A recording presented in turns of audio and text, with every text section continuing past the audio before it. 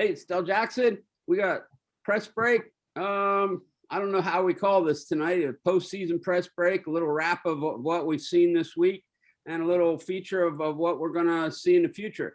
So I got Andy, I got Coach Christensen and Coach Shultz. So we got a little bit of flavor from, the big boys, the smaller boys, what's happened in the past and some matchups maybe going in the future. So how we doing, Andy? We're hanging in there. What do we got? We got 4 guys left in 3 games. So somebody's losing, obviously, in the 3A championship, but maybe we'll get for sure 1 team into states, possibly 2. And who knows, with Cocalico, they got 2 games to get in. So we'll see what shakes out. Yep. How about that? I mean, they've done a good job. We'll talk about them a little bit later on the night, hopefully, if we have some time. I'm looking on my screen here. I got Coach Christensen. How you doing, Coach? Doing good. How are you? Good, man. Hey, I heard you got a little sleep in this weekend. I did. I got to take some naps. Got a little break. Didn't have to watch film for 48 hours. So it was a change of pace. So. You think some of your players were night too? Yeah, I think. Yeah, I think so. Yeah, all good. That's good. That's good. Hey, we got Coach Shultz. Coach Shultz is returning to us. We had him on, I think, in the summer, Coach. I don't quite remember, but I know we had early summer. Yeah. Yeah, we had you on earlier. How you doing? And did you get a nap in this weekend? Got my computer to take a rest. Didn't have to watch so much film, which was nice. That spent a lot of time with my huddle this last winter, so get the computer a break was nice. Nice. Okay, well, we're gonna get started here. Let's start with Coach Shultz. We'll go right to my right to the left, and just talk about your season in general. What things that you had to battle through, your team. I know you guys had some injuries and things, and you gave us a little bit of flavor about your last game. So if you can kind of give us some background for those guys that didn't watch it on the live stream or wasn't covered. Sure, yeah. Our season, we ended up going 10-6 this year, which was an improvement over last year.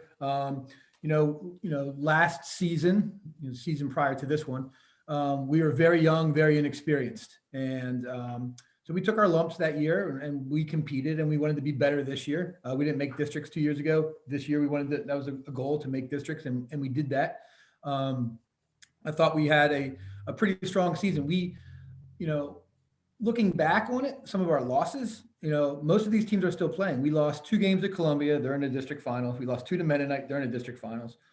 We lost the game to Mount Calvary. And I've been screaming at the top of the hills for anybody to go watch Mount Calvary play basketball. They are an absolutely special basketball team. We have lost to them. We lost to Millersburg, they were a district finalist last year and they lost their best player. And then we lost our last game here to High Point Baptist, which I know many people don't know about, but there's a good chance that they're going to be in a district final too. So it's very, 10-7, we're okay with that. We competed in a lot of our games, which is what we always want to do, being we're the smallest school in the league. So I want to make sure that we're putting out a competitive team every year. I know we're not going to win the section all the time, but we want to definitely get in there and really, show our mettle and grow and improve. And I think we did that this year. So it's hard to lose a game that you wanted to win. Coming off that wound is still pretty open and sore, but we're going to look back on this and be pretty happy about where we were and where we're going. Hey, let me ask you a question about Millersburg. I covered that game at Mennonite the other day, and I talked to their scorekeeper whose son was on the bench. So, and then I went back and I looked at the box score, and he threw up 41 against Mennonite. I mean, he must be a talent and a half, Coach. Yeah, he can put the ball in the hoop. That's what he does. We played them up there, and we didn't have Lance Lennon, one of our better players, and Bingaman, Christian Bingaman is the kid's name up in Millersburg. I think he's going to play at Pitt Radford, I believe, is where he's going to be playing. And we did a pretty good job on him in the first half. I think we were up 1 or 2 going into the half, and he had about 8 points. I think he ended up with 31 or 32. And he just, he's just putting the ball in the hoop. There is one little clip of him I kind of videotaped and still have, where he took a 3 from the wing and he was turning and running. He was back almost at half court before the ball even went through. I'm like, this guy is feeling it. He's just one of those guys that he's a little unorthodox in the way he plays, the shots that he gets up, but he knows how to put the ball in the basket. So he's a good player. I'm sorry I missed him. I hate not seeing top guys play, especially at this time. And from what their assistant coach told me, he got hurt right before the Mennonite game. So he got hurt in the playoff. It wasn't like he was battling injuries the whole time. So yeah, it's a shame. I know that they played Mennonite the first time and Cole Fisher didn't play.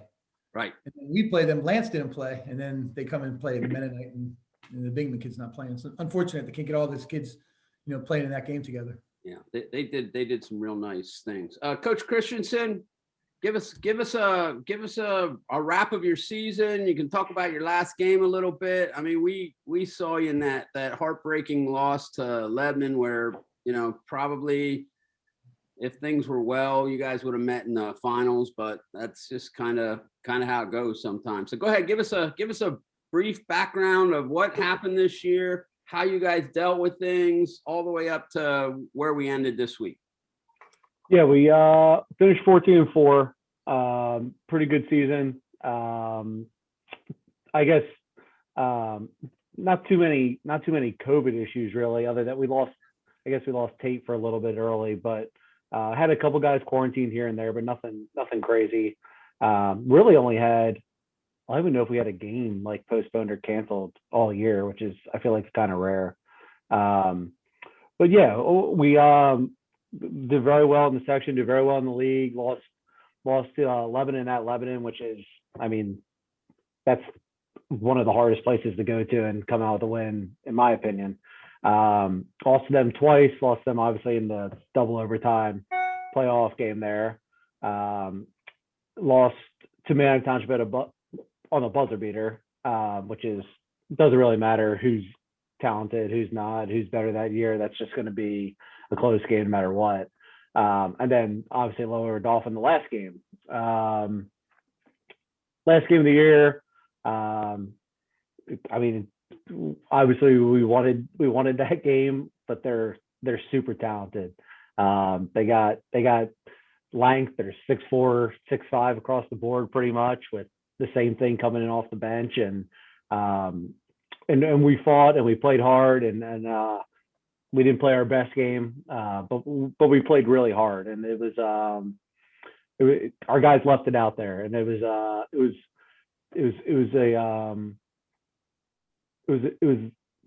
as a coach, you can't really ask for anything else. I mean, they played. If you walked into the gym, you didn't know anything about either team, you probably go, oh my God. But we played hard for 4 quarters and just came up short. So let me I want to ask a coaching question of both of you guys one at a time. I've been through it 5, maybe 6 times as a coach, districts losing the last game, which most people do lose the last game, except for championship, or if you're Lancaster Catholic, you don't get to play in the playoffs from last year. But we'll start with Coach Shultz. It's like, I know how I dealt with that, and I didn't deal with it very well at the last. You guys go back, you talk to your team. What's the thought process? I kind of know what the locker room's like, but what's the thought process as a coach after these games that you lose in the districts, and that's it? It's all over. Go ahead, Coach Shultz. Yeah, I mean, like, you've been in those locker rooms and they're very quiet and they're very peaceful and they're calm. And I'm not going to sit there and yell and scream about things that happened in that game. That's not what that's for. And I tell those guys right away, most good teams, their seasons end with a loss. That's the way it works. You go off of a loss with the championship, or you just played out the string and you won your last game. So most seasons don't end on a high note. We talk to our seniors and we thank them for everything that they've done for our program, and we kind of, be a family in that locker room for those 10 minutes. And then, those bus rides home is a lot of, in the next 24, 48 hours is a lot of self-reflection. What could I have done here? What could we have done there? Where did we come up short? And, hindsight's always 20/20, and a lot of coulda, shoulda, woulda. But, I turned, that was tough. I talked to our athletic director the next day about a couple things, and he knew I was feeling pretty down about it. And now it's turned into, rather than feeling down about it, okay, how do we fix this up now?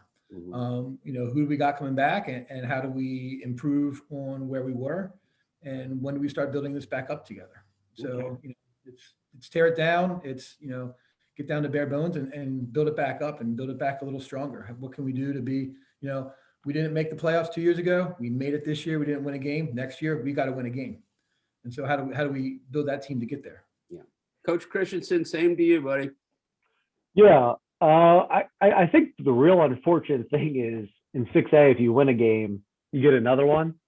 So I think that's probably the most unfortunate thing is in a normal year, we're still playing. We get to play on Tuesday. So that I honestly think that's probably the most disappointing thing. But yeah, I mean, I said it after our game on Friday that like a lot of coaches think like cut day and obviously that's a bad day and no one wants to have to go through that and be part of it, but nothing compares to after the last game when it's over. Mm-hmm. And it's you just see emotions pour out of kids. You see emotions, pour out of coaches that have invested so much in them. And it's like it's kind of a special thing for a program. And it's a sad thing, but it's at the same time, it's in a couple hours or days, you start to reflect on and go, you know what, that was pretty special. So yeah, and then, you as a coach, you immediately just start thinking about what's next. What do we got to do? What's coming down the line? So we're excited about our program. We have some pretty good young players coming up with some young guys that played some varsity minutes, and we have a pretty good group of juniors coming back, and we're excited. We're excited for what we got.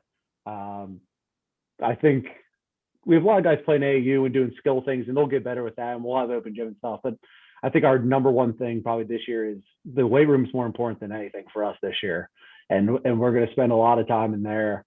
And just get ourselves ready to get after it again when we get to the summer and figure some things out, which we'll actually get this year. It seems like we'll actually be able to figure some things out in the summer and not just have to be winging it for the first couple games.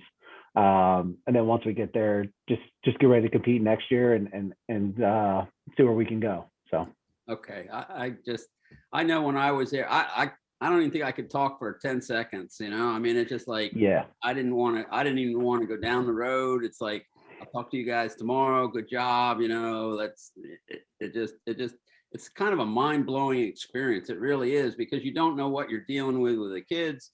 You don't know what you're dealing with the parents. You don't know what you're dealing with your staff. It's just like, it's over, it's over. So anyway, I know a lot of our followers and fans, sometimes they have a problem with what coaches do, but coaches in this day and age are working all the time. Both of you guys are already talking about working. I'm like, I don't even know if I would have watched the Duke UNC game if I was coaching that week. I just turn the thing off, maybe record it, and somebody tell me if the Dukies won, I might watch it. But I don't think anybody from Duke should have watched it either. No, but I taped it and I did watch it. And my wife, who watches some basketball, she started rooting for North Carolina. That's how she says, "Oh, Duke's bad. I'm gonna root for this other team because they're doing a lot better." So it is what it is. I'm gonna turn it over to Andy and let him. He's followed both of you guys. I saw Warwick. I did not see you this year, Coach Shultz. I'm sorry,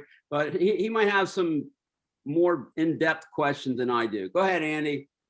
Well, Coach Shultz might be happy that he didn't see all that much of me, because I am the jinx at Country Day over the last couple of years. Oh, I did snap that streak. I told you 415 days without a win between your so that's over now.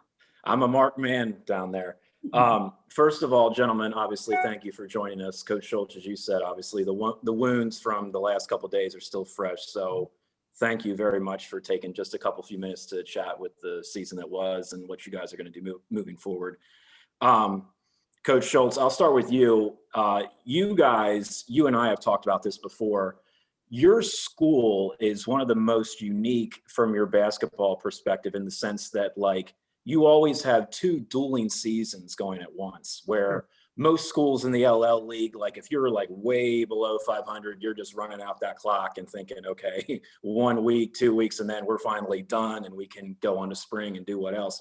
But you guys are never in that position based on being in single A and you're playing a lot of the CCAC schools and your strength of schedule always puts you in the game. Yes. So just talk about that, where I think it was last year you said you were like 7-15 and you were still flirting with districts. That's almost unheard of anywhere else. Yeah, we were 7-15 last year, and we played Peckway our last game. We lost by like 2 or 3, but if we won that, there's a real good shot we sneak in at the 10 spot. There's 10 teams make it in single A, which is a lot. But there's a lot of single A schools. That's the thing. When I coached at CV for a long time, and then when I got the job at Country Day, I'm like, who are these single A schools? I never heard of them before. I didn't know there were so many Christian schools around. That's just my ignorance to that. And there's good quality teams in that single A. I'm very impressed by some of those schools. But you're right, we do have kind of 2 seasons going on at once. I'm constantly keeping my eye on the CCAC and the districts, because you're right, we do have with Anvil and Peckway in our section, and Columbia, they're AAA schools. Mennonite's a AA school now. We usually, last couple of years we played Topahawken, we played Antietam, Kutztown. So they're doubles, triples. We played Wyomissing last year or 2 years ago. So that keeps us in the hunt. Making districts, you want to win some games. That's the most important thing. You can have the strength of schedule so your losses don't hurt as much, but you still need to get those wins. In the 7-15 year, we didn't get those wins. We only got one of those. This year, we got quite a few of them. But you're right. So, we're always going to be wanting to play to be as competitive as we can in that section. But we also have our eye from day one at the district and seeing those district rankings, because it is different. So you have, the CCAC schools. We're the only LL team now, and now La Academia is in district single A as well in our district. So, it's not necessarily finding one league to kind of, it's not just keeping focus on the league. It's not the Mid-Penn or the York Adams League. So it's a little bit of a different view that we have from single A than most of the other teams in our league. I'm assuming that keeps their focus pretty well, on the prize. Like, even if, for example, if you go through like a 4-game losing streak or something in Section 5, it's going to be easy to get demoralized. I mean, I'm assuming it's easier just to say, hey, fellas, check out the power rankings. Like, we're still right there. Like, we got to show up. Like, we can't just. I shift gears very quickly when it's like, okay, the section's getting going this way. Well, look at this. We're at 8 out of 10. So let's keep our focus here again. That is nice. It is nice to feel that every game matters. And I don't know that hopefully we'll never have that. We're just playing out the string for the rest of the year. Again, going 7-14, and our last 22nd game of the year is for all the marbles is a nice feeling. It gives us a reason to get in that gym and work hard every day. So you're right. There is kind of a two leagues at once going on for us. You kind of figure that part out. Chris, I'll go over to you. I joke with you before that you're kind of an outsider coming from Township, and we don't really like Township all that much, but that's okay. We'll get over that. Hey, Years later, this is still what I get. Okay. Yeah, here we go. Okay. I'm curious, because again, being an outsider coming from Township, you didn't really know the inner workings at Warwick all that much, but being a Township, your proximity was always very close. So you knew kind of what was going on at Warwick, even though you weren't in it. So I'm wondering, when you took that job, I'm sure you had some sort of forecast for, this is what I want to do in 3 years and 5 and 10 and things like that. You've got a pretty good resume going so far in your, 4 years, 5 years, however long you've been there. I'm wondering, where do you stand on your kind of master plan thus far? Are you ahead of schedule? Are you where you thought you would be at this point? I mean, you've got sections on lock, but then there's also, the first district win, which only came this year. And I know the league title is still missing yet. So where are you at in kind of your master plan with when you took this job? Yeah, I mean, I think from where we were to where we wanted to be, I think we've come a long way. I think we've got a program of younger kids and that look up to the kids that are on the varsity basketball team and want to be part of it, and it's exciting. Which makes me excited about the future, that it's not just we're lucky we had a good team for 2 years or whatever you want to say, and it's gone, and now good luck, buddy. Like, that was never the goal. So I think that's probably what excites me the most. I mean, in terms of accomplishments, Yeah, I mean, winning sections and stuff like that. I mean, it's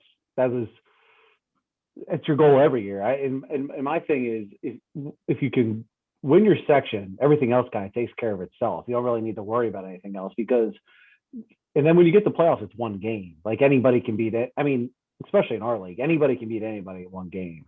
But to be able to basically more in a normal year have the crossover with section one, have 8 section 2 games, and have to go to the duration of having success more than just one night. I think the section means a lot to me just because of it's a marathon. Going to leagues and I'll say this: the 2 years we made it to the league championship, we were on the good side of some luck. We could have easily lost Lancaster Mennonite at a buzzer. We go to Lancaster Catholic and we get hot and make a lot of shots and catch some breaks there. And it's a credit to our guys just stepping up and being there and being able to get to that league final. And one thing for us is, I think both times while we got to that league final, we were beat. We were beat up. We got to use everything we got to get there. And I mean, you can say that's coaching or resting or whatever it is, but I do think that was the case. And taking the stride this year of winning a district game is the next step for us. And from this point, I mean, we're the smallest 6A school in the state. We made it by one male student. I mean, it is what it is. Like, and so we're already at a disadvantage there, and we got to overcome that, and we're going to keep getting better. And we'll see what happens here in the next cycle or however it works. And but to compete at the 6A level, you got to have some dudes, and we've been fortunate enough to have that over the last couple of years, and we just want to keep that going. You got to find a really good realtor there in Lidditz to get that one family. Well, first we need to build a neighborhood. So we should start there, not a nursing home. So if we can build a neighborhood, that would be a good start. So yeah, I think there's some plans coming up here to get some young families into Lidditz, which would be awesome. So you and I are 1 year apart in age, and your senior year, my junior year, that's when Warwick kind of started getting it figured out in Section 1. But for a long time when we were kids, it was just hard for Warwick to find any sort of footing in Section 1. It was just, I think when a lot of teams looked at the record, it'd be like, okay, well, we know we can get Warwick for 1 or 2. Mm-hmm. I mean, I'm just wondering how much with the move to Section 2, was that a benefit? I mean, you had dudes coming, but yeah. I mean, how much more of a benefit was that to you and you guys to go down to Section 2? Year in, year out, it's an absolute, I mean, it's just more equal competition on school size and for us, and on the year to year, I think, I mean, 2 years ago, we swept our crossovers to Section 1, and last year, I think we were 3-2. So I mean, last year probably benefited us, but I mean, we've had a pretty good record the last 3 years with Section 1 opponents, and but like you're saying, on a year to year basis, we belong in Section 2, and I mean, that's where we're going to stay going forward. So, but yeah, it definitely helps us. So, Coach Shultz, same question for you with where you're at with your plan, because as you alluded to earlier, you came from CV, which CV knows the LL League and things like that, but then you go to Country Day, which is a school that nobody knew about. Was it any sort of a benefit for you when you jumped in to get the reins there, that they were totally starting from scratch as well and joining a brand new league? Did that make things easier for you? And where do you stand with things? Because you already got a district title wrapped up already, so you ain't doing too bad from the jump. Yeah, I mean, I think it helped a little bit in terms of knowing who some of the referees were and some of the gyms that we would play in. But for the most part, I think, I don't know that it helped a ton. As we have, it's such a small school. Chris is saying that they're the smallest in 6A, and we're, I think, one of the biggest in 1A. But we're looking at a class of 40 boys. Okay, so if they can put a ball on the floor and chew some gum, I want to talk to you, because we might have a spot for you somewhere in our program. So we want to get our numbers up. We've had pretty good numbers this year, though. We did not have a JV team. We had 5 kids from our previous JV team move or transfer to a different school. They just didn't come back. One was in China, couldn't come back because of COVID. So we didn't field a JV team this year. So that's, so I have, an idea of where we want to get, but the numbers kind of dictate how we're going to do that. We have a really nice 8th grade class that's coming up to 9th grade. We don't have a 9th grade program. So, we're going to be throwing them into, we're planning on having a JV team this year, and we'll be throwing them into the fire a little bit more, going up to Columbia as a 9th grader is a different beast than, playing middle school at Country Day, where they play majority of the single A Christian schools.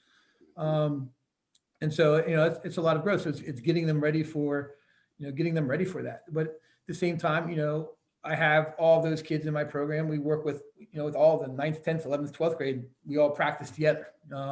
So it's kind of the same terminology, the same words. And as they grow older through our program, I think things become a lot more familiar to them.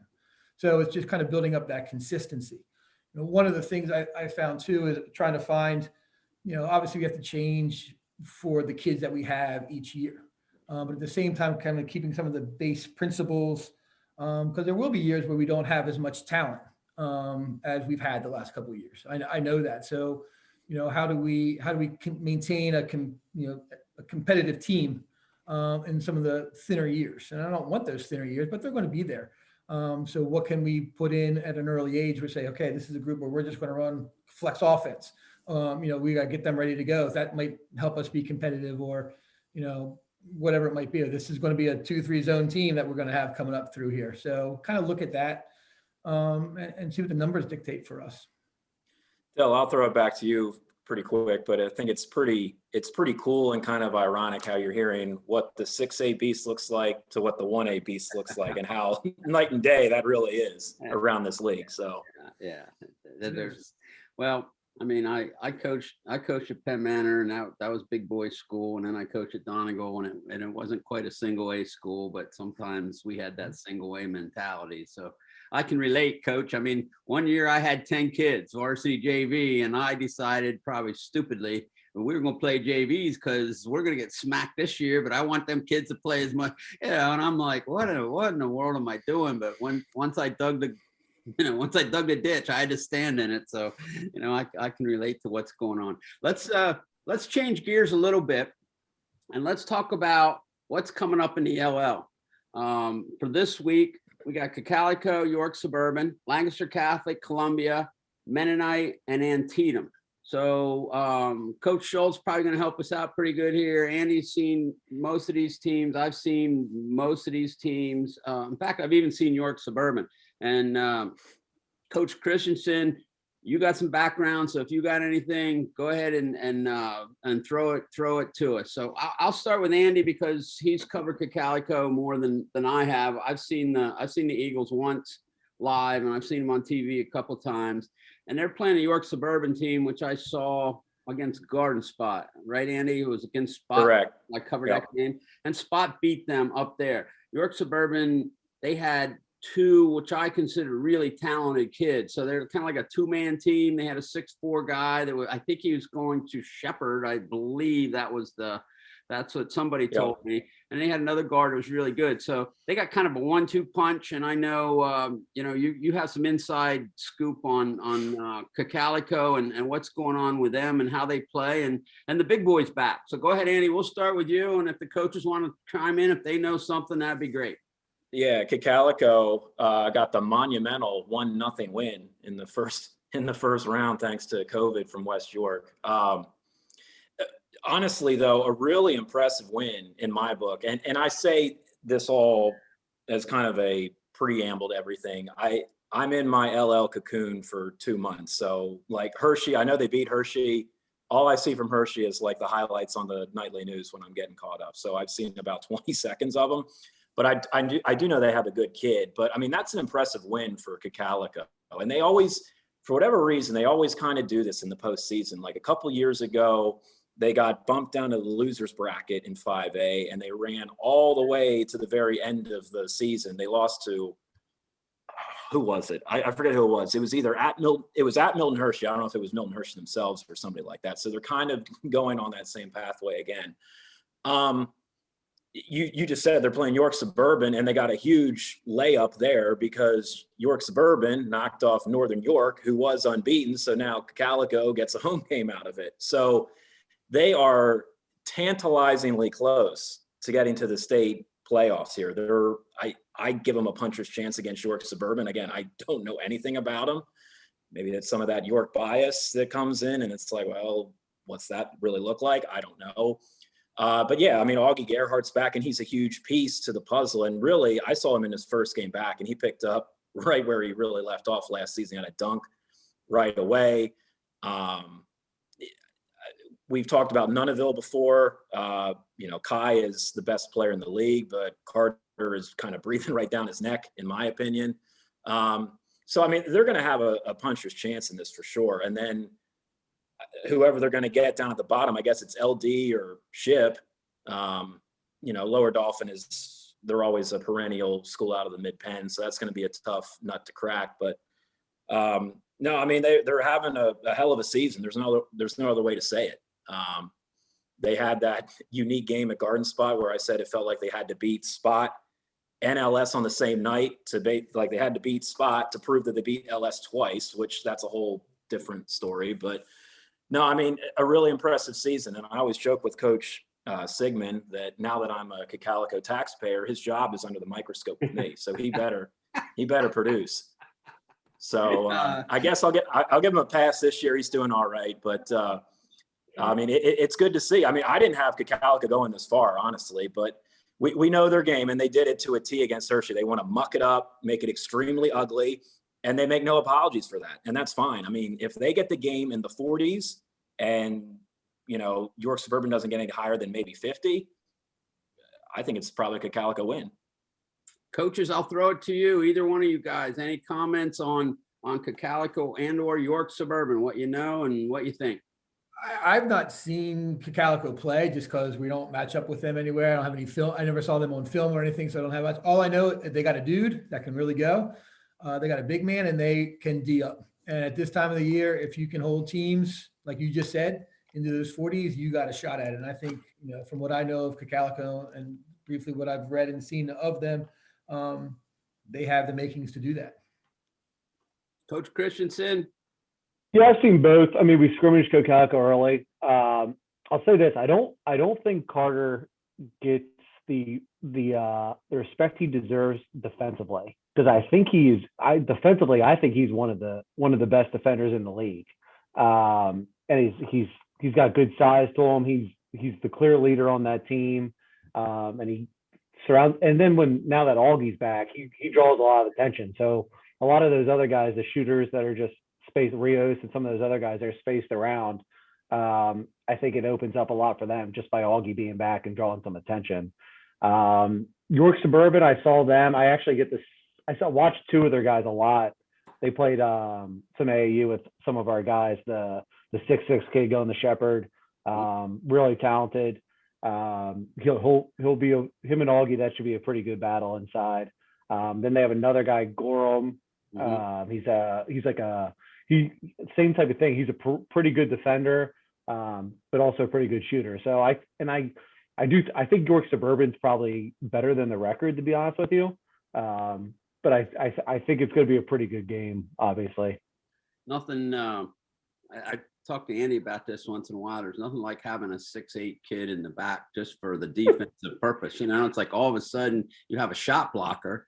And I think, just me, but if you have a shot blocker, you can do so many more things on defense, even if the kid's like a little wild and is going to get in foul trouble, or a little skinny, as some of these, young big guys are. So that's something to watch this week. Let's switch gears. Let's go to Lancaster Catholic, Columbia. I'm going to start with Andy because he covered the first game that went 4 overtimes. Crazy game. And then we had the Columbia didn't look good the next night, and then they went crazy, and then it was reversed for Lancaster Catholic. So we're looking at two different teams. It's like, what are we going to get? What do you think, Andy? Well, the unfortunate part for both of these two teams is they're in a no-win situation, because there's no way they're going to live up to 4 overtimes again. I can't see that happen. They set themselves up for an impossible encore.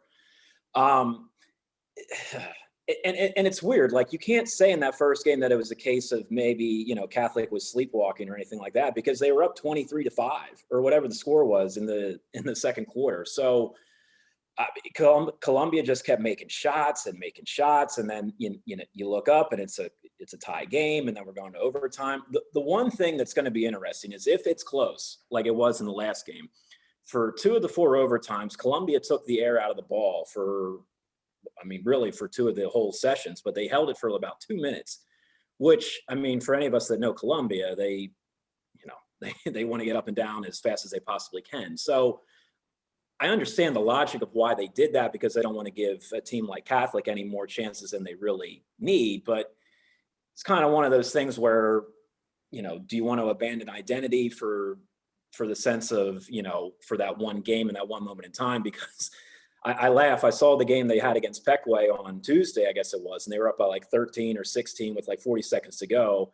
And it was a hot potato possession. So they were just going up and down really fast. So it's like, that's clearly how they want to play. So, I mean, I don't know. Hindsight's always 20/20, because they didn't really get burned by it when they, you know, went to the delay game those 2 times, but they had their shots. I mean, they really did. They had a 1-and-1 with 1 second to go in either the second or the third overtime, bounced off the front rim.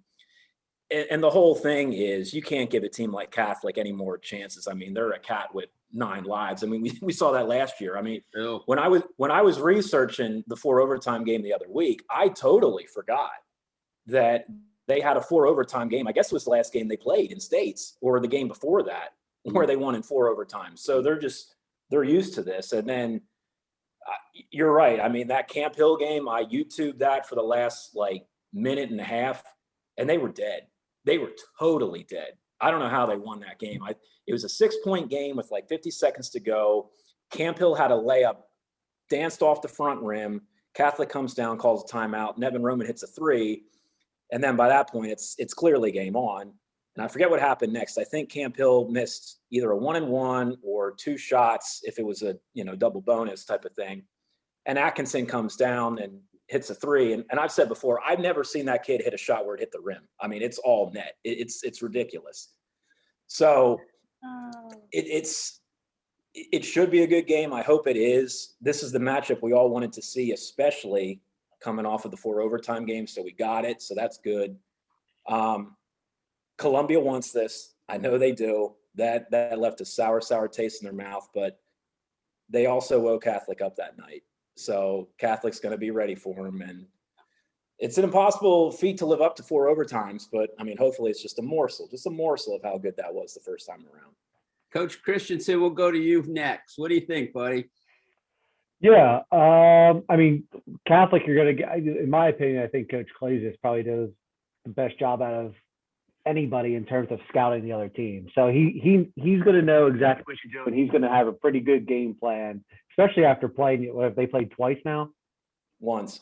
They were supposed to. Here's the thing. So you'll like this. So they were supposed to play in the regular season, but then it was kind of determined once the snow and the snafus played out.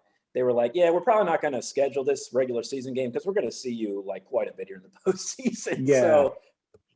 So yeah, I mean, Coach Clay just will have them ready to go. He'll have a good game plan, I'm sure, and he does a great job with that. And obviously, Devin, he's a tough kid, and he's a tough guard. You don't know what you have to have a pretty special player to be able to match up with him. He better be strong, quick, big, because Devin's going to move you, and you got to be ready for him. On the other side, I think Columbia. They got a lot of guys, and they play with energy and they play with passion. And Coach Glover pumps that into them, and I'm sure they got a sour taste, like you said, and they'll be ready to go as well. So I didn't get to see the first game, but I'll be watching this one. So, Coach Shultz, you got some inside information, at least on one of the teams, because you get to play them quite often. Yeah, sure. What a pleasure. So I enjoy playing them. Now I will say, well, first of all, with Catholic High, I think you have to beat them. You have, you can't give them anything because they're going to take it. I mean, you saw last year, they win the district title on a buzzer beater, all the overtime games that they played in last year and this year. So you have to, put that final nail in the coffin with them. You can't leave anything open. Now, The thing about Columbia, what I really like about them is they have a lot of 3-level scorers on that team. They got guys that can, knock down threes. They got guys that can go to the hoop. They got guys, Glover and Footman really hit that mid-range shot really well. That little 15-footer, you think they're going to the basket, they pull up and shoot that. And obviously Poole's the same way. So they got guys that can score from all areas of the floor. They're the Crimson Tide. The Tide is a perfect name for this team because there are games where they put together 5 or 6 minute stretches where it is like a tidal wave out there.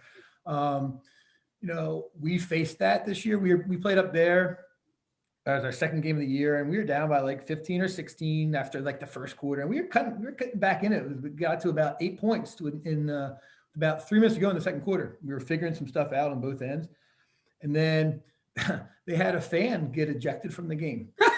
And all of a sudden, all the Columbia players, the crowd, everybody's it was like, oh no, here it comes. And we go to halftime and down by about 17. It's just like, once they get moving and they're clicking, they are tough to beat. I watched their film when we were getting ready for Mennonite, their second game against Mennonite. And they put together a stretch in the second quarter, about a 6.5 minute stretch of just the ball barely touches the floor. They're knocking down shots. They're getting to the basket. And then they got Braylon Miller down there cleaning up offensive glass left and right and putting the ball back in the hoop. And then, you account for Glover, you got Footman and Poole, and then there's big, Smith, Brady Smith out in the corner knocking down threes. So, when that team is clicking, they are fun to watch and they are very dangerous. Let me ask you this, Coach Shultz. I saw Columbia early against Mennonite, and neither team was at full strength at that night. But I watched Glover, and I watched him last year, and we have a slew of really good guards in the LL coming up. And as we're talking here, I think he doesn't get a lot of love, and I think that's number one because his team's got a lot of balance. And number two, he's in Section 5, and he just doesn't get as much PR, at least now. He's still a young guy, and he'll be 1,000-point scorer. There's no doubt in my mind. I emailed his dad, Coach Glover, after our game, just telling him what a pleasure it is to watch his son play. Because he is unselfish. That's the thing. He's not a guy, he could score 25 points a game, I think, if he wanted to. But that's not in his DNA. He is an old school point guard with that. And then when games get tight, he takes over. When he can knock down. Like I said, he's a 3-level guy. We've seen that. You zone them up. He's running that flash in the middle, distributing, creating good shots for his teammates. If he needs to take it, he'll take it, but he didn't have to. He's a really, really nice player. Yeah, he's got the game under control. He controls the tempo of the basketball game every time we've played them. Andy, I'm going to throw out a question to these coaches a little bit later on. We're going to work on next year's all LL team preseason here in a little bit. So I give them something to think about, because I'm thinking like we got some young guards, we got some guys that can play. I think overall, I know we got some seniors, but overall there's some really, really good young pups that are coming up through, and I'm looking forward to seeing that. Let's hit the last game here, Mennonite and Antietam. Again, I've watched Mennonite a couple of times this year, I think 3 times, and I'm planning on seeing them Tuesday. I know Andy's planning on seeing the Catholic and Columbia game on Tuesday as well. So let's start with Coach Shultz. And I don't know, I've tried to dig into Antietam a little bit. I can't get a lot on them. I did look at Burke's game day, and it looks like they're averaging 56 and giving up 53. So they're kind of like probably, not a high scoring team, but, probably some close games. And they had a nice record going in too. So Coach Shultz, I know you know Mennonite, so you can talk about Mennonite. And if you know anything about Antietam, bring it on. Yeah, I don't know much about Antietam. We played them 2 years ago. They were pretty up in, a fast break team. They're different guys. I can't really talk to them. Now, they beat Greenwood in that first round and they were undefeated. And Greenwood is very methodical. Historically, they run a lot of flex sets, a lot of, cuts, very deliberate offense. And I saw this pretty low scoring game. So it looks like Antietam might be able to kind of, mix and match what they need to do there. But, you talked about with Cacalico and the big guy to have Gerhardt in the back. Mennonite's got that Weaver kid. I tell you what, he's about 6'6". He's a sophomore, 6'6", big kid, and he takes up a ton of space down in that paint. And from the beginning of this year till now, when we played them at the beginning of the year and then the second time, he's improved drastically. So he is kind of an unknown kid that I think is going to play a major role for them, because he really clogs up the paint and takes things away at the rim. It's a good rebounder and put the ball in the hoop, if they get it to him. But Mennonite's got Fisher and Hurst, and that talk about a dynamic duo. So what impresses me is their transition game. They're very opportunistic defensively. They create a lot of live ball turnovers, and those two, they just play so well together. And it's Fisher to Hurst, or it's Hurst to Fisher. Fast break layup. Again, guys that will also pull up jump shots from 15 feet. So they're tough to guard in that way. So I like the talent that Mennonite has there. The McFadden kid is a nice little point guard that doesn't get a lot of recognition, but I've noticed games where people try to focus on Fisher and take him out of the game. He ends up scoring 8-10 points and doing a nice job of kind of supplementing a couple additional points in there. But and I think Coach Buckwalter, I think he's a great coach. I think of coaches that I usually see, I think he does the best job of making in-game adjustments and really kind of changing things up. And every time I'm like, oh, I think I see something. Well, he makes that move a little bit. He's always a step ahead of me in terms of trying to get there with him. So I'm sure that he'll be just like Joe Clazis is very prepared. Seth is extremely prepared coach, and he really does a nice job on the fly of making adjustments as needed. Coach Christensen, your thoughts? I mean, I don't know if you ran into Antietam and. Yeah, I'm not gonna lie, I don't know much. Here's a question. Here's a question for him. Does he know where Antietam is? No, I don't. To be honest with you. Well, now I know. We're going to use him in the next segment, Andy. I know he knows where Reading is, and I know he knows where Wilson is, and I know he knows where Central Dolphin is. So we're going to talk to him very, very, very soon.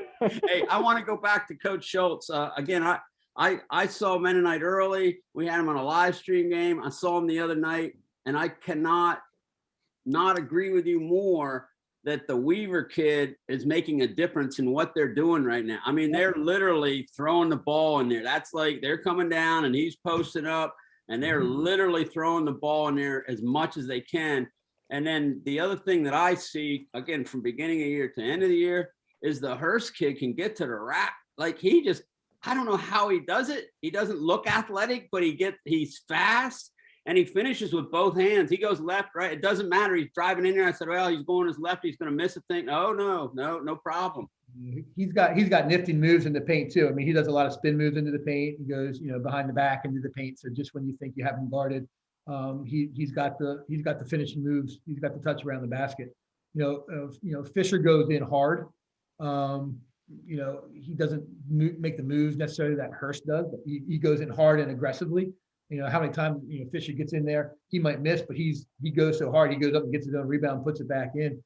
But Hurst's got a lot of touch and finesse to his game. He's a really nice player. Yeah, I know they were.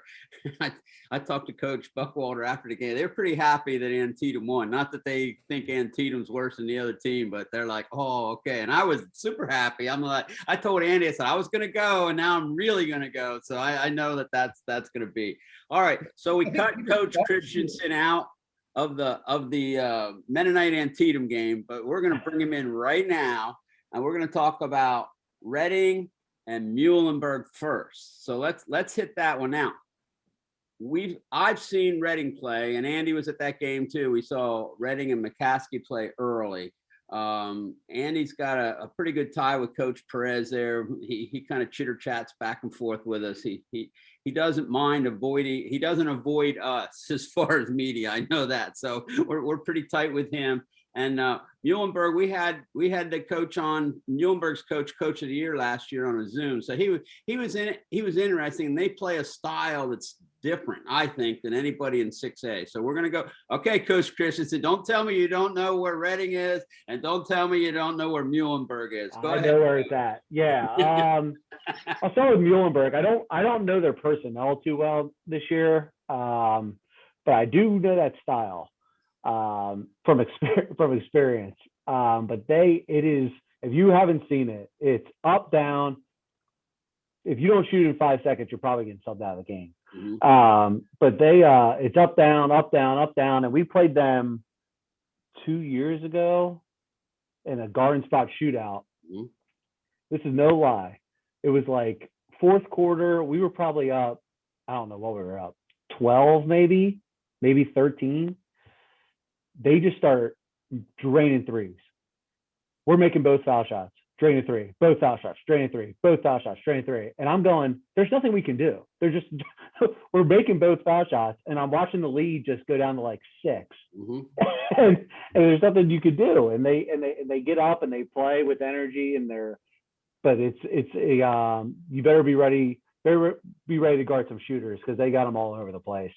And then Reading, I just think you better have guards. You better have guards or you're in deep trouble. Then you better have a team that can handle pressure and they're going to get up on you and they're going to make things tough for you. And if you're not prepared for the energy and the excitement that they bring to the floor, it can overwhelm, especially a young team, pretty fast. But Coach Perez does a great job. And obviously he's built a program where, again, kids want to be part and they want to be part of something bigger than themselves. And they want to get out on the floor and play in probably one of the coolest gyms and one of the coolest places to be a high school basketball player in the state at. And, it should be a good game. I think Reading probably has. I would probably favor them a little bit just because of size and they do have some guards that can defend a lot of those shooters. So I would give them the slight advantage there. Yeah, they. I mean, Muhlenberg. We saw them. I think we saw them last year. I don't know if Andy, you were with me, but I think they won the districts last year. I mean, they're just unconscious. They just. And we talked. Yeah. I talked to the coach about it, and he's like, if I have a guy in there, that means he can shoot, he can play. I don't, there's no shackles on anybody. We just shoot. We just, the guy, if he's open, he shoots. And that's the way. And I've been watching the highlights of Bruce Bagley. He has it and he does a great job with him now. Let me go to Coach Shultz and give your thoughts on this, Coach. Reading is playing Muhlenberg. Reading is the first seeded team, but they're playing at Berks Catholic. Now, we've all played through this COVID thing this year.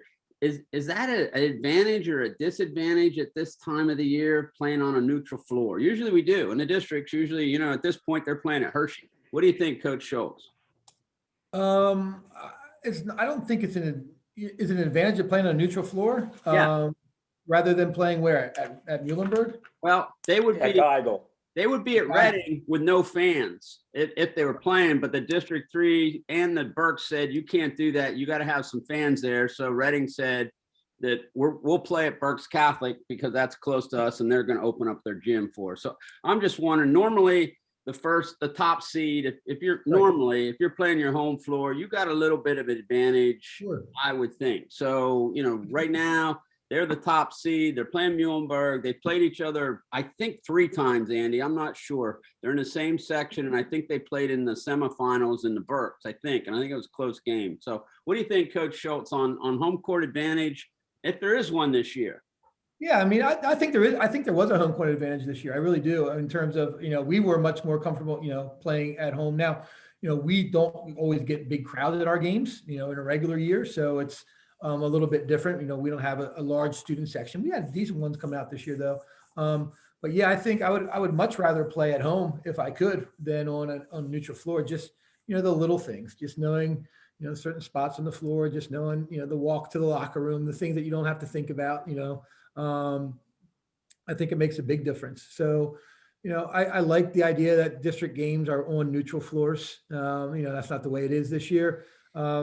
But yeah, if I were Muhlenberg, I'd be happy to play at Berks Catholic rather than going over to Geigel. All right, I'll throw it over to Andy. Andy, your thoughts on this game? I think it's going to be a monster game. I did a little research on it, and both teams, their point spread is 20. Offense versus defense. Both of them are 20 points plus, with Muhlenberg scoring 71, but giving up 52. Reading 67, giving up 48. So Coach Christensen, you were kind of right on with a little bit of a better defense. But again, Muhlenberg, we were right on. It's like they are going to score, and it doesn't matter what you can do, I don't think. I'll give you a 2 for here. So number one, actually a 3 for, I guess, if that's even a phrase. So back to the home court thing with this game in particular. Berks Catholic, for those that haven't been there, if you want to talk about Berks Catholic to Geigel, I mean, it's not even apples and oranges. It's like vegetables and fruit. It's so different. Like Geigel is so monstrous, and everybody knows they put state games in there up to the Elite Eight, Final Four. Berks Catholic is tiny. Mhm. Now, normally, I mean, that would be a raucous environment anyway. It probably still will be because they're going to put as many people in there as possible, and the sound's just going to bounce off back and forth. But I mean, yeah, it's cozy confines and things like that. I mean, it should be an up and down game. You're right. I mean, this is no situation where I kind of know, I don't know a lot, in terms of the nuts and bolts of either of these two teams. I just kind of know their blanket identities. So it should be exciting. You're right. What the, score is going to be, I don't really know. But I want to go back to the Mennonite game real quick. This is interesting. I was going through this in my head when you guys were talking. I think, because I've seen Mennonite once this year and I saw them once last year. I'm pretty sure I've seen Antietam more than Mennonite over the last 2 years. Okay. So I don't know how that happens, but again, I haven't seen Antietam this year. They do have some of their same key pieces back. The thing about Antietam, and by the way, Coach, they're in Stony Creek. So Gotcha. So if you want, Hey, I still don't know where that is. Okay, fine. So Mount Penn. Don't schedule them. Don't schedule them, Coach. You don't have to worry about it. No schedule. Yeah. Mount Penn, the mountain behind Reading. You go up Mount Penn, and Gotcha. there's kind of a little hamlet in there. So now you know where Gotcha. Stony Creek is. So Okay.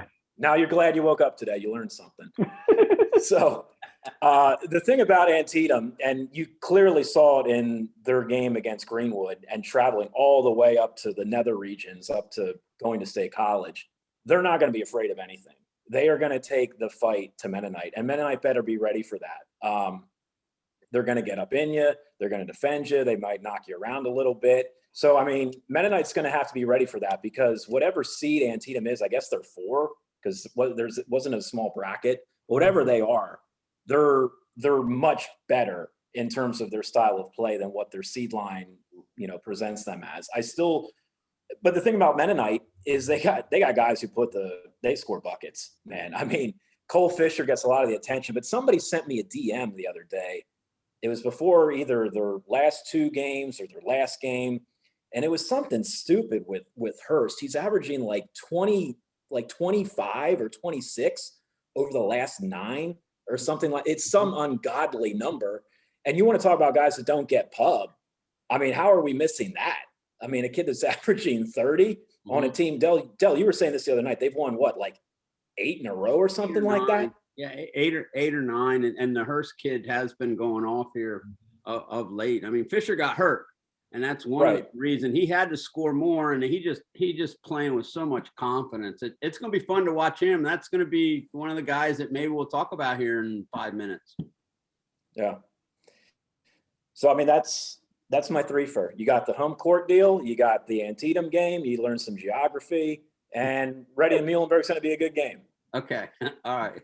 Let's go back to Coach Christensen. All right, Coach. Don't tell me you don't know anything about Central Dauphin, because I know better than that. Probably up close and personal, and probably too up close and too personal. And then I know that because you got your naps in, you probably had a little bit of information on Wilson before you even played, or we're going to play this. Yeah, that's the West Reading Summer League gang. Yeah, it is. He knows where West Reading is, Andy. Yeah. He's in the neighborhood, though. He's in the neighborhood. Okay. So that's good. I'll start with Central Dauphin. Obviously, I think they have more talent than anybody across the board. They got, Smith is unreal. Hagens is super long, super tough. He's a handful. Then you got Hill, is 6'8". You got the freshman Malachi Palmer, who's for rankings are what they're worth. He's one of the top guys in in the country and holding all kinds of Division I offers. So, and then their point guard too. He's tough. I mean, he's solid. He gets them where they need to be, and then guys come off the bench too. But when you're 6'4", 6'5", and you got a 6'8" guy in the back, a lot of good things are going to happen for you. But they're very well coached. Coach Fletcher's a really good guy, and he gets them playing hard, and they do a good job sharing the ball. There's a lot of guys on that team that can score, and I'm sure a lot of guys that want to score double figures every night. And he has them believing in team basketball and sharing the ball, and they make the right plays when they need to. And I think that's probably one of the most impressive things they do. But just to have the ability to just bring guys off the bench if somebody gets in foul trouble that probably at some point can be a college basketball player is I don't think the other teams even have that. And they're going to be a really tough out. And then Wilson, obviously, arguably has the best player in the state on their team. That goes a long way. And Coach Coldren, they'll mess you up real fast with their defense. And I think that their emphasis is defense, and they switch everything and they'll run different stuff at you, and they'll mess you up real quick and not let you run your stuff. And you gotta be prepared for that. And they're also tough. I guess it's a basketball school now, but it's historically a football school, and I think it still is. But they're tough, and they're brought up to be tough, and the coaches hold them to that. And you're going to get, regardless of their talent, you're going to get 100% effort, and they're going to battle you. And I think it's going to be a really good game. I almost think it's like a wash. Like, I don't even know who's the favorite there. But I find it hard to bet against Stevie Mitchell. Losing one game in 2 years, I think your odds are pretty good there. So I guess if I had to pick, I would go with them a little bit just because of him. Andy? Oh man, this is tough too. These are two absolute stud teams going at it. Chris already kind of touched on it. When you have arguably the best player, certainly on this side of the state, I don't know what the other side of the state has, but it's going to be a short list that he's on as far as best player in that regard. He's a good place to start. I haven't seen Wilson this year. Obviously, I saw Central Dauphin 2 days ago, I guess it was. And they're just the quintessential mid-pen team. Their size, they come at you in waves. When you have a 5-star player who's in your starting lineup, and he was I got the stats here. He was the fourth leading scorer for Central Dauphin the other night, and he didn't score in double digits. So that's a pretty good place to start when that's your baseline. So I think Wilson is probably 10 points better. I would say, just knowing what I know. It's at Wilson. Again, what difference does that make this year? I don't know. But I think Wilson and Reading, we've been saying it for all year on this platform, and other people have said it as well. It's just going to be as many Reading and Wilson colossal matchups that we can sandwich into the season as we can possibly get. And that would be one more, and obviously the last, because only one is marching on. So it should be a good game. I guess I'll take Wilson. Okay. Coach Shultz, ideas? Wilson, why not? I'll go with I haven't had to scout those two teams yet this year, so. Well, no. Not yet. That's the thing. That's the thing when you vote for all-stars and things like that. It's like, how do you know what Section 1 guys are doing? Because all you do is look at the box scores, and it's like, well, that guy's averaging 50. And it's hard to 50. Yeah, 15. Oh, I was like, yeah, he might be first team. 15. It's 15. I saw Wilson play the other day for the first time since last year in the district, and I tell you, I was super impressed with their defense. Their defense was outstanding. Like, Hempfield could not score inside. Every time they went inside, there was 3 guys there, and that's the first part. But the recovery was exceptional. I mean, it was like the ball went there, Hempfield kid turned and threw it across the court, and there's a guy standing there. And the game that I saw, the Wilson center, he didn't play. He had some family issue that he couldn't play. So, you know, they were down one guy, and they were tough. They were just tough. And then I watched the Mitchell kid play, and he was smooth. That's what he was. He was smooth. I mean, he can dunk, he can shoot threes, he passes the ball well, he defends well. You know, we interviewed him after the game. Real nice kid, talked the right things, and teammates this, and he scored 2,000 points. And we don't see that very often, number one. And number two, we don't see it very often on a big time team. We just don't, because the competition's usually not to the fact that you get to score 25 points a game, or as Coach Christensen said, 50 points a game. You know, I say we get a 25 guy, and that's pretty special. Stevie Wilson, by the way, is averaging 24 points a game. So, you know, I just throw that out because we were at the game. He ain't no Cam Hurst then. He ain't no Cam Hurst. Oh, no. Those Wilson teams, I mean, the Wilson toughness is just, you know, when I was growing up and I was at Hempfield, I think I was in 9th grade, and going to a game, and Kerry Collins was like the 3rd biggest guy on their front court. And I mean, those guys were just physical and strong. And it's the same thing in terms of their defense, to be maintaining that kind of level of toughness as a program, and a high school program is very impressive. Yeah. You know, it's the same thing. Kerry Collins should have won a national championship because they gave it to Nebraska that one year, but that's all right. That's too bad. We got 5. Yeah, there you go. I will say this, Coach Christensen, like when I was growing up and watching the districts and stuff, like, you could always count on Wilson to be in the top 8 or the top 4 in the big boy bracket every year. And what they would do every year, their quarterback would be on the team. He would be like a forward, and they would have a 6'5" kid, either a volleyball player or a tight end. They would have a nice little point guard. And then in the pass, they would run tempo. And they would score 42 and hope the other team scored 40. And that's how they played. And every year you could count on them guys being in the top 8, sometimes top 4, and not all the time to get to that hump to win the districts, but they were always a tough out. I remember watching them at Hershey just about every Saturday. I could count on them being in one of those games. He just did a great job coaching. So let's kind of wrap it up, and I'm going to throw it back to the coaches, and then I'll throw it to Andy, because I've been thinking a little bit as we were talking about good players. So give me 4 or 5 players that you think that are going to be really good next year. Seniors are gone. No Sapella this year. He's gone. You know, no Nunville. He's gone. We'll start with you, Coach Shultz. Well, give us some guys.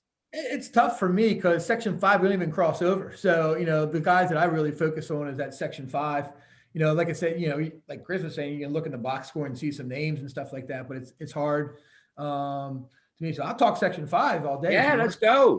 Give me 4 Section 5 guys, because again, we try to cover Section 5 a little bit, but I know it gets slanted a little bit. So give us 4 or 5 guys in that section that are go-to guys next year. Well, I will be very, you know, partial and talk about my guy, Grant Landis. You know, as a freshman, he scored 19 points his freshman year. Last year, he averaged 14 some. This year, he averaged about 16.9. He's got about 100 threes on his career. But, you know, he scores inside. He's a tough little kid. If you watch him play, if people get to watch him play, he really does a lot of nice stuff with the ball in his hand. So, you know, I'm going to stick with him first and foremost. You know, we got another guy who I think is ready to make the leap. It's Christian Hoyne. He's a sophomore. You know, he plays tough. And, we've had Lance Lennon for a couple of years, and I see Christian kind of taking on, you know, the different players, but in terms of taking on Christian, you're my guy. You know, you're going to be stopping the main guy. You might be running some point for us. You're going to be looking to board from, you know, so those are my guys. So, but yeah, you'll still have Glover back at Columbia. The Footman kid is a really good basketball player that people need to see play. He just plays very physically, and he's a tough kid. Like I said, the Braylon Miller kid was, you know, Johnny Miller's son. Braylon Miller is a freshman, and he looks very raw, but he's still getting. It's like, you know, you don't think he's didn't much, but then he had 10 boards and 8 points. And it's like, okay, this kid's going to be the real deal when he puts it all together. Hurst is back at Mennonite for another 2 years. The Weaver kid, like I said, he does a lot of things. And down at Peckway, you have the Stoltzfus kid. Nevin Stoltzfus is a nice little player. Section 5's got some good players in it. Andy, Coach Schultz got a first team and a second team already. I mean, we'll just go to him next year for the ballot. but on the secret ballot, you're not allowed to vote for your own kids on the secret ballot. But we don't have any secret ballots here in LO Hoops. Right. Coach Christensen, you're on, buddy. I'm going to kind of do the same thing here. Okay. Well, start off with Tate Landis on our team. I mean, he does a lot for us. And if I didn't say his name, you might beat me up if you haven't seen him. He's pretty jacked. But he's going to be special for us. And he comes from a basketball family. So he's a coach on the floor. I mean, he's a coach on the floor, and it's nice for me. I have to tell him things, and he basically already knows it before I even say it. Yeah, I mean, he's gonna be one of the top guys in the league. I think next year, Collins and Ferreira, I guess I'll group them as one at Lebanon. I mean, they both come back. That's a tough combo there that a lot of teams will struggle to defend. I think Pat Gilhole at E-Town. This is like an LA Elite endorsement here, but all those guys. But Pat Gilhole's he's a good player, and I've watched him a lot at AAU, and as well as trying to plan to play him. But he's a special player. I'd say in section 3, probably I think Grube and Burden are probably the two top guys in that section, and then Augie as well, just because he's huge and he's going to create some problems. Section 1, I think Bird from McCaskey. I was, when we played them this year, I was pretty impressed. I mean, he's very similar to what you were talking about with Glover. He's not out for him. He's a traditional point guard. He's a really good passer. I thought his offensive skills came a long way from his freshman year to his sophomore year, and I know he works hard, so I'm sure that's going to happen again. Pena, a sophomore at Hempfield, he's tough. I mean, you can defend him, and he's still going to make some shots just because he elevates and does some good things. And then I would say in Glover, I think he's right there with everybody else as one of the top guys in the league next year. Nice. All right, Andy, you've seen everybody. I give you one shot here, and then we'll wrap it up. Can we just wrap this year up first, please? Pimped out. No, trust me. You can do that. You can pass. We're gonna work on our OLL teams. They'll be out soon. You and I'll talk about them, and I'm sure on our OLL hoops teams there'll be some underclassmen there, and that'll give us a Zoom for the next time. No, I do have, in all seriousness, I do have 2 more questions for these guys. One fun one, which I think they'll like. Guys, I'll start with you. Well, for both of you, and I guess Chris, this is more slanted towards you because I just saw you guys. You're the most fresh in my mind. What's your guys' plan for the summer? Like, are you guys all nooking it? Are you going to West Reading it? What's kind of your guys' plans respectively?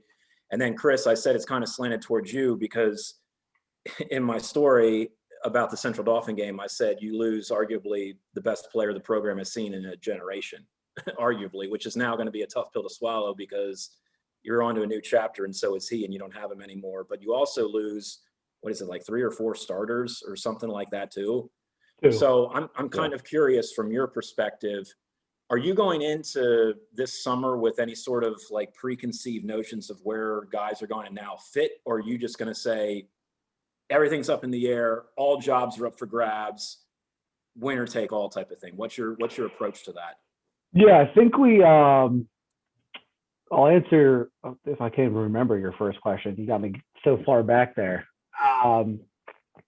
But in terms of going into the off season, I think we're definitely doing the Nook. Now we don't do a full game package. We do like a partial game package, and then we do West Reading as long as they're having it. I haven't really heard yet. But we absolutely love that because I mean we can shoot. I mean, over the last couple of years, we shoot threes. And if you've ever been to West Reading, you're not going to shoot, you better figure out another way to score. You're going to lose. So we go there specifically for that reason. Team camp, I've been like seeing some like flyers come out and stuff. I'll believe it when I see it. But if that's available, we'll probably do something like that. In terms of guys coming back, I mean, Tate's pretty solidified for us that he's going to be the main guy and run the show for us. And we had Ryan Fink started some games for us. Avery Sapp started some games for us. I think Chase Carl is probably one of the better 6 men, 7 men coming off the bench in terms of scoring, and he's had some good games. But it's going to be competitive. I mean, nobody's given anything. We expect a commitment. We expect you to be there. When you're not in another sport, we expect you to be there, and we're going to try to. It's going to be it's going to be a nice summer to just finally figure some things out. Like, as much as coaching in the season's fun, like I really enjoy like summer leagues and doing stuff like that. And I think you become more of a team in terms of that too. But back to the guys, I mean, we have some younger guys who got some minutes. We had some 2 freshmen that played a fair amount for us this year. But yeah, I mean, it's pretty open. I mean, I think competition breeds success, and we're gonna let those guys figure it out and figure it out in open gym, and we'll see who really wants to be the next group of guys, and we're excited to get after it. So I guess my answer is it's pretty open as of now. So Schultz? Yeah, we'll actually I sent the email out tonight to parents, thanks for the season and be in touch, but put these dates in your calendar. Alvernia camp, July 23rd to 25th. Spooky Nook starts up June 1st, I think it is, or whatever it might be, June 8th, something like that. But no, I mean, yeah, we want to do those things, assuming they're available. But I think we'll step away for a little while. We had a lot of kids that play lacrosse or that play baseball or something like that, and go enjoy that. And weather's going to be nice this week. Get outside and do some stuff. We'll come back in a couple of weeks. Kids that aren't doing anything in the spring, I tell the spring sports guys, I don't want to see you on a court, with me at all until your sport's over. Stick to that and do that. But yeah, then we'll go, full speed ahead in the summer. We'll have open gyms, summer leagues, camps. If things pop up and we can get into them, we'll do it. Yeah, that's what we're looking at there. Tell the Hey, boss, man. I want to say one ahead. more thing, and I just want to talk about AAU and stuff. We get as many guys as we can involved in AAU, and I think it's a credit to our area, because I think AAU gets a bad rap in a lot of places, and I think our area specifically, I don't think there could be a better group of people running the AAU programs. In terms of like CPE Elite, I mean, LA Elite's got a great group. You got Coach Kraft, and then you got some other teams that are mixed in. And I to have the confidence as like a high school coach to say, yeah, go play with your AAU coach and know they're going to get better and know they're doing the right things, I think is really, really special to this area. We really encourage that in terms of development and getting better too. Schultz, tell the boss I am coming for those racquetball lessons I was promised last year. Squash. So, It's squash. It's not racquetball. whatever. Okay, squash. I'm sorry. All right, fellas, the most important question of the evening. When are you going to be going down to your beach houses? Whew. I've not been down to ours in a while, so I've not been down at all this season. So hopefully in the next couple of weeks, we'll get down there for a few days. But Okay. you're Me neither. I've been locked out too. Right? You're in Bethany. I'm in right? Bethany, yes. All right. So I'm in Lewis, so it's not too far. So I know where you're at. catch As up. long as you're not from Rehoboth, that's a rivalry. I don't like associating with them. But you're I'm- fine. I'll make an exception for you. Who's your high school down there in the Bethany area? Indian River. You're right. I'm a Cape Henlopen guy. I'm a Viking. Okay. So, Okay. in the summertime. I'm going Thursday, believe it. And the Sea Isle crew, I got Coach Muss. Like, Coach Muss is about 4 streets down. We got Coach Stroll. He's a couple streets down. He's got a boat now. I mean, we're living down there in Sea Isle. So we'll I'll get down there pretty quickly and get some fishing in. So That's all I had. Yeah, well, we've only gone 25 minutes overtime. It's no big deal, you know. I mean, chit chat, and it's like, you know, it's all good. So, hey, thank you, coaches, for joining us tonight. Thanks, Andy. We got some games we're covering this week. Andy will be at Catholic and Columbia. I'll be at the Mennonite Antietam game, and we have some photographers out this week too. So we'll get around. We'll continue to do what we do, and best to everybody. Thank you, coaches. Thank you, Andy. Thank you, coach. Thank you, coach. Good night, guys. Yeah, Thank appreciate it. you. Gentlemen. Thanks a lot. Take care, guys. Thanks. See ya.